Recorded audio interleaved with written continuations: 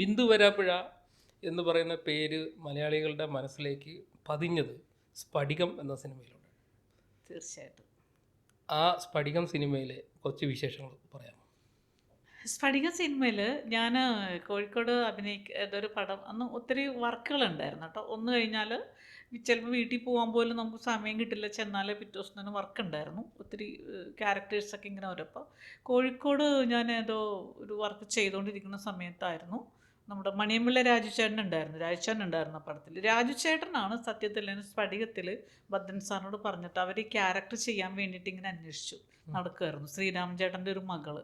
അന്ന് അതിനകത്തൊരു സംസാരിക്കാൻ കഴിവില്ലാത്തൊരു കുട്ടി, ഒരു പൊട്ടി ക്യാരക്ടറായിരുന്നു. പക്ഷേ കാണാനൊക്കെ നന്നായിരിക്കണം, മുസ്ലിം ക്യാരക്ടറാണ്. അപ്പം നല്ല എന്താണ് ഹൂറി ആയിരിക്കണം എന്ന് പറഞ്ഞിട്ട് എന്തോ രാജുചേട്ടൻ അതിങ്ങനെ തോന്നി, ഇങ്ങനെ ഒരു കുട്ടിയുണ്ട്, കുഴപ്പമില്ലാതെ അഭിനയിക്കുമെന്ന് പറഞ്ഞിട്ട് രാജുചേട്ടനാണ് എന്നെ മഹാറാണിൽ നിൽക്കുമ്പോൾ വിളിച്ചിട്ട് എന്നോട് പറഞ്ഞു, നീ ഒന്ന് ലൊക്കേഷനിൽ ലാലേട്ടൻ. അപ്പോൾ അതുവരെ ഞാൻ ലാലേട്ടൻ പടം ചെയ്തിട്ടില്ല. ലാലേട്ടൻ്റെ പടമാണ്, കോട്ടയത്താണ്, ചങ്ങനാശ്ശേരി എവിടെയാണ്, നീ കോട്ടയത്ത് വന്നാൽ മതി, പിക്ക് ചെയ്തോ എന്നൊക്കെ പറഞ്ഞിട്ട് ഞാൻ അവിടെ നിന്ന് നേരെ കോട്ടയത്ത് പോയിട്ട് ഭദ്രൻ സാറിനെ കണ്ടു. ലൊക്കേഷനിൽ പോയി കണ്ടപ്പോൾ ഭദ്രൻ സാറ് ഓക്കെ പറഞ്ഞിട്ടുണ്ടാവും. അതുകൊണ്ടാണ് അടുത്ത ദിവസം തന്നെ എന്നെ വിളിപ്പിച്ചത്. ലൊക്കേഷനിൽ പോയിട്ട് അന്ന് തിരിച്ച് മടങ്ങിയോ? അപ്പോൾ തന്നെ മടങ്ങി. അപ്പോൾ തന്നെ നേരെ ലൊക്കേഷനിൽ പോയി അവിടെ നിന്ന് തന്നെ അവർ ട്രെയിനിൽ കൊണ്ടുവന്ന് വിട്ട. അവിടെ പിന്നെ എന്താണ് ഷൂട്ടിംഗ് തുടങ്ങിയ സമയത്ത്? 1-2 ദിവസം കഴിഞ്ഞപ്പോഴാണെന്ന് തോന്നുന്നു. എനിക്കാണ് കറക്റ്റ് ഓർമ്മയില്ല. 31 വർഷം കഴിഞ്ഞാലോ. വിളിച്ചു, ഇന്ന ക്യാരക്ടറാണെന്നൊക്കെ പറഞ്ഞു തന്നു. ഞാനത് കറക്റ്റ് പോയിട്ട് ചെയ്തു. അതെൻ്റെ ഒരു ഭാഗ്യം തന്നെയാണ്. കാരണം ലാലേട്ടൻ്റെ കൂടെ ഫസ്റ്റ് അഭിനയിക്കുന്നൊരു പടവുമായിരുന്നു. മാത്രമല്ല ക്യാരക്ടറിന് വളരെ ഇമ്പോർട്ടൻസ് ഉണ്ടായിരുന്നു.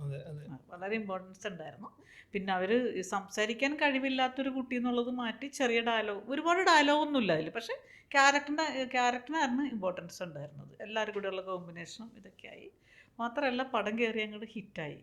പക്ഷേ ഞാനീ പടം കണ്ടത്, തിയേറ്ററിൽ പോയി കണ്ടത് 30 വർഷം കഴിഞ്ഞ് വീണ്ടും റിലീസായതിന് ശേഷമാണ് പടം തിയേറ്ററിൽ കണ്ടത്. ലാലേട്ടനുമായിട്ടുള്ള സൗഹൃദം എങ്ങനെ?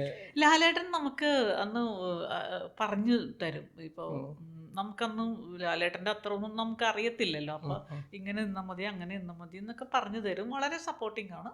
അതുപോലെ തന്നെ ലാലേട്ടൻ്റെ പടം പറഞ്ഞപ്പോൾ അങ്ങോട്ട് ചെയ്തപ്പോഴും ഞങ്ങൾ അച്ഛൻ മരിക്കുന്ന മധു സാറ് ആയിട്ട് പെങ്ങളുടെ ക്യാരക്ടറായിരുന്നു. അപ്പോൾ മധു സാറ് മരിക്കുന്ന സമയത്ത് ഒത്തിരി ലൈറ്റ് പോണേക്കുമ്പോൾ വേഗത്തിൽ വർക്ക് ചെയ്തുകൊണ്ടിരിക്കുക. അപ്പം നമുക്കറിയില്ല ക്യാമറ എത്രത്തോളം ലോങ് ആണോ ഷോർട്ടാണെന്നൊന്നും അന്നും നമുക്ക് അറിയത്തില്ല. എനിക്കുമല്ല നമ്മുടെ കൂടെ ഉള്ളവർക്കും അങ്ങനെ അറിയത്തില്ല.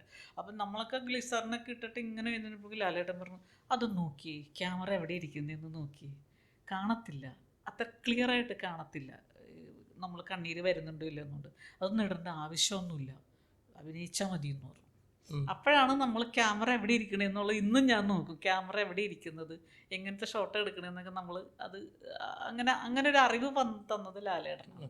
അങ്ങനെ വളരെ നമ്മൾ ചെയ്യുന്ന സീനിൽ വളരെ സപ്പോർട്ട് ചെയ്തിട്ടാണ്. ശ്രീരാമേട്ടൻ്റെ മകളായിട്ടായിരുന്നു. അതെ, ശ്രീരാമേട്ടനുമായിട്ടുള്ള ഒരു എനിക്കന്നൊരു അച്ഛൻ്റെ ഒരു ക്യാരക്ടർ ചെയ്തപ്പോൾ ആ ഒരു ഫീലിംഗ് ആണ് എനിക്ക് കിട്ടിയത്. മാത്രമല്ല നമ്മളന്ന് ചെറിയൊരു കുട്ടി തന്നെയാണല്ലോ, അധികം പ്രായമൊന്നും ഇല്ലാത്തതുകൊണ്ട്. അപ്പോൾ ആ ഒരു രീതിയിലാണ് എല്ലാവരും ഇടപെട്ടിരുന്നത്. അത് ഇപ്പോഴും ശ്രീരാമചേട്ടനെ കാണുമ്പോഴും എനിക്ക് ആ ഒരു ഫീലിംഗ് ആണ്. അതിന് നമ്മൾ ശ്രീരാമചേട്ടൻ എന്ന് വെച്ചാൽ പറഞ്ഞ വേറെ കാര്യം വെച്ചാൽ സുഹൃതം പടം ചെയ്തുകൊണ്ടിരിക്കുന്നത് മമ്മൂക്കയുടെ. അപ്പോൾ ശ്രീരാമചേട്ടനും മമ്മൂക്കയൊക്കെ ആയിട്ട് സംസാരിക്കുന്ന സമയത്ത് ഞാനും അവിടെ സൈഡിൽ പോയിട്ട് ഇങ്ങനെ നിന്നു. അപ്പോൾ പറഞ്ഞു, അപ്പോൾ മമ്മൂക്കൊക്കെ എന്നെ അറിയില്ല. അപ്പോൾ മമ്മൂക്ക വെച്ച് ആരാ ഇത് എന്ന് ചോദിച്ചു. മമ്മൂക്കൊന്ന് അറിയില്ലേ, ഇല്ല മനസ്സിലായില്ല എന്നാണ്. ഇത് എൻ്റെ മകളായിട്ട് അഭിനയിച്ചത് സ്ഫടികത്തില്, എൻ്റെ മോളല്ലേ ഇത് എന്ന് പറഞ്ഞു. അപ്പൊ ആ പറയുന്നതിൽ തന്നെ എനിക്കത് വളരെ ഒരു സ്നേഹം അതിനകത്ത് കുറച്ച് അടങ്ങിയ പോലെ എനിക്ക്. സുഹൃത്തിൽ അഭിനയിച്ചിട്ടുണ്ട്. അത് അതെ, മമ്മൂക്കയുടെ ഒരു പെങ്ങൾ ക്യാരക്ടറായിരുന്നു അഭിനയിച്ചത്. അതായത് കവിയൂർ പൊന്നമ്മ അഭിനയിച്ചിട്ടുണ്ടല്ലോ അതിനകത്ത്. പൊന്നമ്മ ആൻറ്റിയുടെ മകളുടെ ക്യാരക്ടറാണ്. മകൾ എന്ന് പറയുമ്പോൾ ശരിക്കും മമ്മൂക്കയുടെ പെങ്ങൾ ക്യാരക്ടർ, ശിവജി ഭർത്താവ്. ഒരു സീനേ ഉള്ളൂ, ഒരു സീന് മമ്മൂക്കയുടെയും ഗൗതം എല്ലാവരുടെയും കൂടെ ഉള്ളൊരു കോമ്പിനേഷൻ. സംസാരിച്ചു. എന്താ എങ്ങനെ ചോദിച്ചു പേരെന്താണ് ഇങ്ങനെ അങ്ങനെയൊക്കെ ചോദിച്ചോളൂ. എനിക്ക് ഭയങ്കര പേടി തന്നെയാണ് ഇപ്പോഴും മമ്മൂക്കയോട്. മമ്മൂക്കയോട്. എനിക്കൊരു പേടിയാ. ലാലേട്ടനെ കൂടി പക്ഷെ ലാലേട്ടൻ എല്ലാവരും പറയുന്നുണ്ട് മമ്മൂക്ക, എനിക്കും അദ്ദേഹത്തെ ഒരു 2-3 പ്രാവശ്യം കാണാൻ സാഹചര്യം ഉണ്ടായിട്ടുണ്ട്. പക്ഷേ നമുക്ക് ഒരു പേടി ഉണ്ടെങ്കിലും അദ്ദേഹം ആള് സിമ്പിളാണ്. സിമ്പിളാണ്, പക്ഷെ എനിക്ക് ഭയങ്കര പേടിയാ. എനിക്കൊരു ഫോട്ടോ എടുക്കുമെന്ന് ചോദിക്കാനും കൂടി പേടിയാ. കൂടെ നിൽക്കാനൊക്കെ എനിക്ക് ഭയങ്കര ഒരു പേടിയാ. എന്താണെന്ന് അറിയില്ല അത്. എനിക്ക് പുള്ളിയുടെ കൂടെ നല്ല വേഷങ്ങൾ ചെയ്യണമെന്നൊക്കെ ഭയങ്കര ആഗ്രഹമൊക്കെ ആയിരുന്നു. വേറെ ഒരു പടം കൂടി 2 പടം ചെയ്യാൻ എനിക്ക് ഭാഗ്യം കിട്ടിയുള്ളൂ. ഒന്ന് ബാബു ജനാർദ്ദനൻ പുള്ളി ഡയറക്റ്റ് ചെയ്ത മാർച്ച് 19 അങ്ങനെ ഒരു ഉണ്ണിമൂന്നിനൊക്കെ അഭിനയിച്ചൊരു പടം.